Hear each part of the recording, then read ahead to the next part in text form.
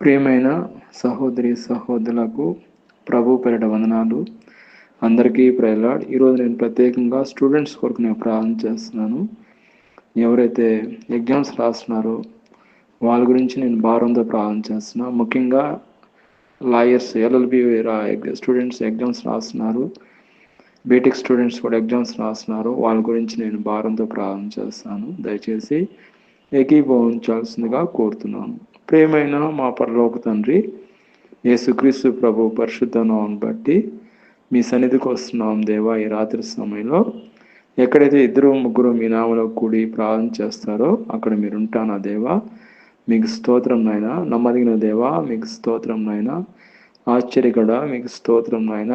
ఈ సమయంలో మీ దాసును నేను మీ పాసనలో విజ్ఞాపన చేస్తున్నా దేవా. ముఖ్యంగా స్టూడెంట్స్ కొరకు నేను విజ్ఞాపన చేస్తున్నా.